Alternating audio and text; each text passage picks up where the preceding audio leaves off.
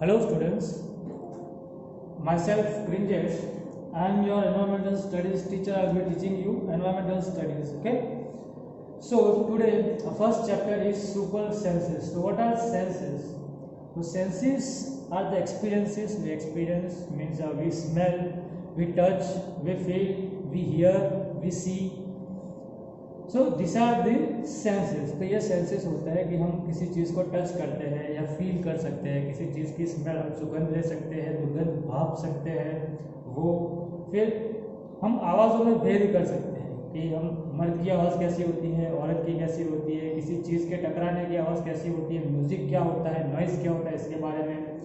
फिर हम सुन सकते हैं, फिर हम उसका स्वाद ले सकते हैं किसी चीज़ का। जैसे कि हम टेस्ट करते हैं कि नमक होता है वो खारा होता है, नींबू होता है वो खट्टा होता है। तो ये सब होता है, उसे सेंसेस बोलते हैं। So let us see, has this ever happened to you? ऐसा कभी हुआ है? What? So you are eating in a playground and eagle flew down and took away your roti. तो कभी ऐसे नाश्ता करते हो या आपने देखा होगा कुछ चीज़ नीचे अगर जमीन पे पड़ी हो तो ईगल होती है, वो ऊपर ऊपर मंडरा रही होती है। Okay, it flies in the sky, suddenly what happens, it freely falls downwards, it comes straight to the ground and it grabs the mice or whatever, okay, its prey. तो जो भी उसका शिकार होता है उसे पकड़ती है, grabs it with its claws and it suddenly start squatting or heading towards the sky. तो वापस वो स्काई की तरफ भागने उड़ने लगती है। ओके, तो आपने देखा होगा ऐसे। फिर दूसरा क्या है, क्या आपने देखा होगा, तो you drop something sweet on a ground and with in minutes many ends collected it. तो ऐसे कोई मीठी चीज़ रख देते हैं, ओके, ग्राउंड पे अगर गिर गई हो तो हम कोई मीठी चीज़ होती है या कोई ऐसी सेव या ऐसी कोई चीज़ होती है जो हमारा फरसान होता है और सब, उसमें से कोई भी चीज़ गिर जाती है नीचे, तो थोड़ी देर के अंदर चींटियाँ होती है वहाँ पे आ जाती है। कभी शुगर गिर जाती है या कभी कोई लड्डू का जो छोटा छोटा सा टुकड़ा है, ऐसी कोई चीज़ गिर जाती है, प्रसाद प्रसाद गिर जाता है, तो एंट होगी वो ऐसे तुरंत ही आके उसे उठा के अपने जो अपना जो छेद होता है, जो दिल होता है, वहाँ पे ले जाती है। As you walk softly pass the sleeping dog, धीरे धीरे कोई सोते हुए कुत्ते के बाजू में से निकलते हैं। Its ear shot up at once, तो उसके कान हो गए वो खड़े हो जाएंगे, तुरंत उसे आवाज़ सुनने लगी हल्की सी और उसके कान हो गए वो खड़े हो जाएंगे और फिर वो क्या करेगा, तुरंत अपनी नींद में से जाग जाएगा। इसीलिए हम गार्डिंग के लिए डॉग्स का यूज़ करते हैं क्योंकि उसकी सूंघने की शक्ति होती है वो बहुत तेज़ होती है। जैसे कि एंट की सूंघने की शक्ति तेज़ होती है, वैसे ही जो कुत्ते की होती है वो सुनने की शक्ति, मतलब to ability to hear is very strong, here ability to smell and here जो ईगल का मामला था उसमें एबिलिटी टू सी, किसी भी चीज़ को देखने की क्षमता होती है वो ईगल में बहुत ज़्यादा होती है।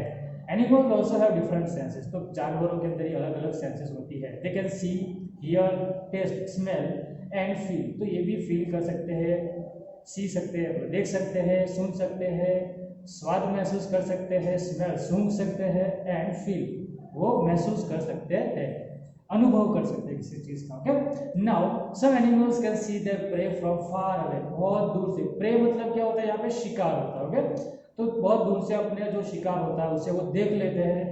सम can hear even the finest sound, fine मतलब कि एकदम फेंटेस्ट साउंड, मतलब कि एकदम पतली सी हल्की सी आवाज़ होती है जो कि उसे भी सुन सकते हैं, जैसे कि अभी कुत्ते के मामले में हुआ। Okay, now some animals can find their friends by their smell. तो कुछ एनिमल्स होता है आते हुए वो क्या करते हैं, वो सूंघते हैं, अपने फ्रेंड्स की स्मेल से पहचान लेते हैं। The animal world is full of such amazing senses. The animal world है वो ऐसे सेंसेस से भरा पड़ा है। Okay, how did the ant recognise a friend? तो जो चींटियां होती है वो अपने फ्रेंड को कैसे पहचानती है? An ant was going along the ground, it saw a group of ants coming from the other side. The first ant quickly came back to its hole. तो एंट जा रही है, एंट होती है वो जा रही होती है, तो उसने देखा कि बहुत सारी एंट आ रही है, तो अपने होल के पास में जा रही है and guarding the hole recognising it and let it in. तो वो अपने होल को गार्ड करेगी कि किसी, अब आपका ही घर हो के तो कोई भी ऐसा एरा गैरा कोई भी इंसान ऐसे बार बार घूम रहा होता है, वो आपके घर के अंदर ऐसे थोड़ी घुस जाएगा। जानकारी आप लोगे कि कौन है, क्या है, किस तरीके से है, क्या रिलेशन है, उसके बाद ही आप अपने घर के अंदर आने देते हो। किसी बिना पहचान वाले व्यक्ति को क्या करते हैं, हम बाहर खड़ा रखते हैं। जैसे कि कोई समझो कि कोई कुरियर वाला ही हो गया, ओके, कोई डिलीवरी बॉय हो गया, तो उसे घर के अंदर हम नहीं बुलाते, बाहर ही, क्योंकि हमें उससे काम है, मतलब है। ओके। उसके बाद उससे जो साइन करवाते हैं वो साइन करके हम प्रोडक्ट लेके फिर उसे बाहर से दफा करते हैं या बाहर से ही जाने देते हैं। तो वैसे ही कोई अनजान व्यक्ति होता है उसे हम नहीं घुसने देते, तो एंड होते हैं वो भी ऐसे ही अनजान दूसरे होल्स की जो एंड होगी, दूसरे व्यूअर्स की एंड होगी, उसे नहीं घुसने देगी। तो वो क्या करेगी, हर एक एंड होती है उसकी स्मेल होती है, वो स्मेल को रिकॉग्नाइज करेगी, उनकी सूंघने की शक्ति बहुत ही तेज होती है। तो वो स्मेल को रिकॉग्नाइज करेगी कि अपने फ्रेंड है, और उसे रिकॉग्नाइज करने के बाद अगर स्मेल जानी पहचानी है तो ही अपने होल के अंदर घुसने देगी, वरना नहीं घुसने देगी। Okay, now think and tell how did the ant know the other ants were not from its group. तो जस्ट लाइक अस, जैसे अपने जैसे animals also have different senses, they can see, hear, smell and feel. Due to these abilities ant come to know that other ants are not from its group. तो ऐसे ही उन्हें पता चल जाएगा कि वो अपने ग्रुप की नहीं है। How did the guard ant recognize the ant? तो some animals can find the prey by friends by its smell. तो वो सूंघने की शक्ति से अपने फ्रेंड्स को देख सकती, समझ सकती है कि ये हमारा फ्रेंड है या ये हमारा फ्रेंड नहीं है या दूसरे किसी ग्रुप से है। The guard ant recognized the ant by its smell. तो गार्ड एंट है वो उसकी स्मेल से रिकॉग्नाइज किया था। तो वैसे आपको दूसरे did one ant come first और a group of ant came together, तो सारी एक साथ आई। तो it took 15 to 20 minutes for ants to come. तो सारी एंट को आने में कितना टाइम लगेगा, 15 से 20 मिनट लगेगी। What did the ants do with the food, तो एंट क्या करेगी फूड के साथ, तो फूड को कैरी करके अपने होल के अंदर ले जाएगी। Where do they go from there, तो उसके बाद उससे कहाँ गए, they go to their hole from there, तो वो अपने होल की तरफ जाएगी वहां से। Okay, do they move in line, तो वो लाइन के अंदर मूव करती है। तो yes, ants move in line। आपने देखा होगा तो वो एंट्स कैसे मूव करती है, तो जाने वाली लाइन अलग होती है और आने वाली लाइन अलग होती है। अपने आप अगर ठीक से एंट को देखें तो जाने वाली लाइन वो अलग होगी और आने वाली लाइन अलग होगी एंट की। वो बहुत ही डिसिप्लिन होते हैं, हमारे जैसे नहीं होते। Okay, now carefully without harming the ants block their path for a while with a pencil. Now observe how do the ants move. तो उसका पाथ ब्लॉक करो पेंसिल से और देखो किस तरीके से मूव करती है। Ends climb up the pencil but move in a line. तो एंट है वो लाइन में ही मूव करती है, अपने वॉल को पास करेगी, वो अपने जो भी हम ब्लॉक रखते हैं उसके ऊपर से जाएगी और वो लाइन के अंदर ही जाएगी, लाइन टूटेगी नहीं। देखो यहाँ पे दिख रहा है, यहाँ पे देखो डबल लाइन दिख रही है, ये आने वाली एंट की लाइन है, ये जाने वाली एंट की लाइन है।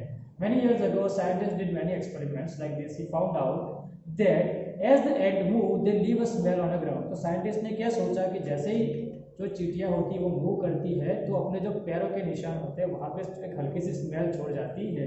He found out that as the ants move, they leave a smell on the ground.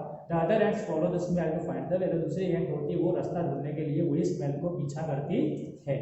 Now can you guess why ants behave like that when you block their path? तो देख सकते हो कि आपने जब उनका पाथ ब्लॉक किया तो वो किस तरीके से बिहेव करेगी।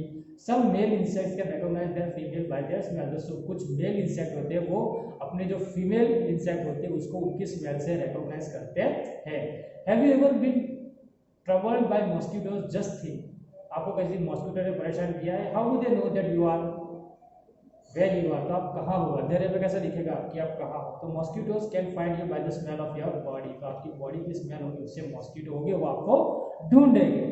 दे also find you by the smell of sole of your feet. तो आपके जो फीट के सोल होते हैं वहाँ पर पसीना इकट्ठा होता है और पसीने की वजह से स्मेल आती है और स्मेल से वो पहचानते हैं। And heat of your body, तो आपकी जो हीट होती है बॉडी होती है ना वो रेडिएट मतलब कि वो हीट एंड लाइट होती है वो हल्की सी निकलती है, पर हम इतने उजाले में देख सकते नहीं है।